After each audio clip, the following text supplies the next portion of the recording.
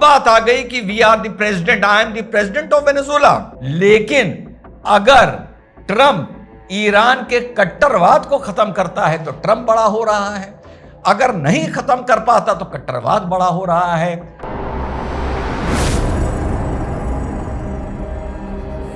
Hello, नमस्कार, सत श्री अकाल, अस्सलाम वालेकुम। कैसे हैं जनाब? भैया डोनाल्ड ट्रंप ने अपने आप को वेनेजुएला का राष्ट्रपति घोषित कर दिया है। यार, मजाक नहीं कर रहा भैया। जियोपॉलिटिक्स में यह दिन देखना पड़ेगा। अब लगता है जियोपॉलिटिक्स पूरी फिर से समझनी पड़ेगी, सोचनी पड़ेगी। इकोनॉमिक अलायंस, स्ट्रेटेजिक अलायंस, फलाना अलायंस सब खत्म। भैया, डोनाल्ड ट्रंप ने शुरुआत यहां से की थी, वी विल रन वेनेजुएला। नहीं, शुरुआत यहां से की थी कि वेनेजुएला से हमारे देश में ड्रग्स नहीं आनी चाहिए। उसके बाद बात आई वी विल रन वेनेजुएला। उसके बाद बात आई we will be in charge of Venezuela. अब बात आ गई कि we are the president, I am the president of Venezuela. और साथ में वेनेजुएला की जनता की तरफ से ट्रंप ने एक ऐलान भी कर दिया कि 30 लाख से 50 लाख बैरल वेनेजुएला हमें देगा, जिसको हम बेचेंगे, जिससे सबका भला होगा। ये नहीं बता रहा एग्जैक्ट कि किसका भला होगा। और साथ साथ साथियों ये भी डिक्लेयर कर दिया है कि उससे जो पैसा आएगा वो मैं खर्च करूंगा, अपने हिसाब से खर्च करूंगा। और अब दूसरा नंबर ट्रंप लगा रहा है क्यूबा का। अब क्यूबा का ऐसे नंबर लगा रहा है कि क्यूबा में जितना भी ऑयल आता था वो आता था वेनेजुएला से। अब किसी देश में अगर ऑयल ही नहीं आ पाएगा, पहले से वेस्ट के वहां सैंक्शंस लगे हुए हैं, हाल बुरा है, तो वो देश यार करेगा क्या? वैसे क्यूबा में ऑयल मेक्सिको से भी आता है, वो भी ट्रंप रोक देगा। तो अब ट्रंप ने क्यूबा से बोला है कि भैया ऐसा है, जीरो ऑयल जीरो मनी, तुरंत लाइन पर आ जाओ, अभी टाइम है, वरना तुम्हारी भी ऐसी की तैसी कर दूंगा। और इस बीच एक क्लिफ नाम के बंदे ने एक ट्वीट किया या करवाया गया कि in the near future Marco Rubio will be the president of Cuba. इसको डोनाल्ड ट्रंप ने एंडोर्स कर दिया और लिखा कि यस, वेरी गुड आइडिया। यह दूसरी खबर आ रही है भैया। अब तीसरी खबर वेनेजुएला से जुड़ी हुई है। एक मारियो कोरिना थी, आपको याद होगा, अभी हाल में जिनको नोबेल पीस प्राइज मिला था, जो वेनेजुएला की अपोजिशन लीडर थी। उसी टाइम जब जो ट्रंप चाह रहा था मुझे मिले, और ट्रंप ने पूरे दुनिया की ऐसी की तैसी कर दी थी। अब मारिया ने डोनाल्ड ट्रंप का शुक्रिया किया है। फरवरी में वो, या जनवरी एंड में वो अमेरिका टूर पे आने वाली है। उससे वेनेजुएला में प्रेस ने पूछा कि आपको जो, वो डोनाल्ड ट्रंप का थैंक्स कर रही थी, आपको जो नोबेल पीस प्राइज मिला है, क्या आप ये डोनाल्ड ट्रंप को देना चाहेंगी? तो उसने कहा हाँ, मैं बिल्कुल देना चाहूंगी, अपनी तरफ से और जनता की तरफ से मैं ये नोबेल डोनाल्ड ट्रंप को देना चाहती हूं। जब ये बात डोनाल्ड ट्रंप से पूछी गई तो डोनाल्ड ट्रंप ने कहा कि yes, it will be a great honour. जब ये बात आपके नॉर्वेजियन नोबेल एजेंसी या कमेटी को पता चली, उन्होंने आनंद फानंद में मीटिंग करी, उन्होंने कहा ये क्या होने जा रहा है। तो उन्होंने नोटिफिकेशन निकाला है, प्रेस रिलीज निकाला है कि भैया नोबेल प्राइज ऐसा नहीं होता कि हमसे लेके तुम किसी और को दे दो, ये आप नहीं कर सकते हो।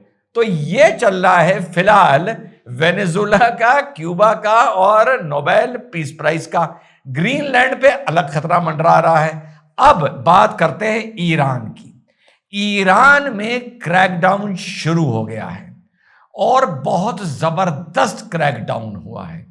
जो 48 या 72 घंटे पहले जो फिगर 40, 50, 60 के आ रहे थे, 48 घंटे में वो फिगर पहुंच गए हैं 750, 800 से 1200 के बीच में, सिर्फ 70-72 घंटे में। इतना जबरदस्त क्रैकडाउन ईरान ने किया है, यानी ईरान की IRGC ने किया है प्रोटेस्टर्स पर। माहौल ऐसा बन रहा था कि खमानी भाग सकते हैं, लेकिन पलटवार बड़ा जबरदस्त हुआ है। और जब मैं बहुत सा मीडिया इंटरनेशनल देख रहा था और उनके जो प्रेसिडेंट हैं पेजेश्कियान, वो अपने बात में उन्होंने एक बात बोली है जो ईरान के बहुत से लोगों को जो अभी तक सड़कों पर नहीं निकल रहे थे उनको समझ में आ गई है। उन्होंने बोला कि इन प्रोटेस्टर्स को मस्जिद से क्या प्रॉब्लम थी। कोई प्रॉब्लम थी आप हमसे बताते, अब ये अपना नैरेटिव लेके आए हैं। फिर कहीं पर जो इमाम फतवा देते हैं या वहां पर खड़े होकर तकरीर देते हैं, वो भी चीज जला दी गई है, उससे क्या प्रॉब्लम थी। और हमारे देश में अमेरिका और इजराइल इंटरफियर कर रहा है, जिस तरीके से वो कमेंटबाजी कर रहे हैं। इजराइल को या अमेरिका को जो करना था करते, इनको इस प्रोटेस्ट में खुल के इन प्रोटेस्ट का समर्थन नहीं करना चाहिए था। तो एक अब करीबन 12 दिन बाद एक ईरान में नैरेटिव बनना स्टार्ट हुआ है कि मस्जिद में आग इजराइल ने लगवाई, वहां के मदरसे में आग इजराइल ने लगाई। जो एक नैरेटिव ये था कि कट्टरवाद से परेशान होकर आदमी ये कर रहा है, वो नैरेटिव अब ईरान में चेंज होता नजर आ रहा है और ईरान ने बहुत जबरदस्त पलटवार किया है। अब अगर रिजीम चेंज होना है, पलटवार हो गया है। ट्रंप ने भी बोला था अगर मारोगे तो हम इंटरफियर करेंगे, अब उन्होंने मार दिया है। ईरान में अगर अब रिजीम चेंज होना है तो आज 12 तारीख है, 17 या 18 या 20 तक मैक्सिमम हो जाएगा। अगर तब तक नहीं होगा तो फिर आगे भी नहीं होगा। फिर वो 12-14 दिन पुरानी मेरी बात शायद सच हो जाए, शायद। जो मैं एक सवालिया निशान लगा रहा हूं कि क्या अमेरिका वाकई ईरान को बिल्कुल कमजोर करना चाहता है। तो अब जो चीजें ट्रंप को रोक सकती हैं या नजर आ रहा है रोक पाएंगी, फिलहाल मुझे नजर नहीं आ रहा कि रशिया रोक पाएगा। रोक किस तरह चक सकता था रशिया कि वो कहे डोनाल्ड ट्रंप के क्यूबा के बयान के बाद कि हमारी शैडो शिप जाएंगी क्यूबा ऑयल लेके, तुम रोक सकते हो तो रोक लो। ये बात होती कन्फ्रंटेशनिस्ट।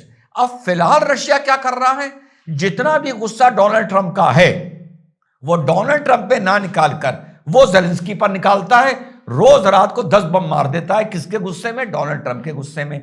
तो धरातल पर रशिया अभी अमेरिका का उस लेवल पर जवाब देता नजर नहीं आ रहा है कि ये वर्ल्ड फिर से बाइपोलर हो जाए और एक लॉबी रशिया के साथ आ जाए और एक अमेरिका के साथ हो। फिलहाल नजर नहीं आ रहा है। ट्रंप को इस टाइम मुझे जो नजर आ रहा है कि भैया कौन कौन रोक सकता है, फिलहाल मुझे यह नजर आ रहा है कि उसको अमेरिका का सुप्रीम कोर्ट टैरिफ को लेकर रोक सकता है। ट्रंप को अमेरिका की जनता मिड टर्म पोल में हराकर रोक सकती है, जिसका एक डर डोनाल्ड ट्रंप ने भी दिखाया है। इसके अलावा फिलहाल नजर नहीं आ रहा है। अगर ईरान की इस्लामिक रिजीम रोक देती है तो ट्रंप के लिए यह जियोपॉलिटिक्स के नजरिए से एक झटका होगा। पर मेरा मानना है कि वो नहीं चाहता कि ईरान का पूरा स्ट्रक्चर इराक और लिबिया या सीरिया की तरह क्रम्बल कर जाए, वो नहीं चाहता। लेकिन अगर रिजीम चेंज हो जाता है तो इससे डोनाल्ड ट्रंप और घातक हो जाएगा और उसके घातक होने के साथ कुछ औकात और हैसियत उसके चिंटू पाकिस्तान के लिए भी बढ़ेगी, दुनिया के लिए भी एक परेशानी का यह सबब बनेगा, भारत के लिए भी एक परेशानी का सबब बनेगा। तो एक तरफ डोनाल्ड ट्रंप है और उसकी यह दादागिरी है जिसको रुकना चाहिए, एक तरफ इस्लामिक रिजीम ऑफ ईरान है जिसके कट्टरवाद ने ईरान के लोगों का ही जीना हराम कर दिया है।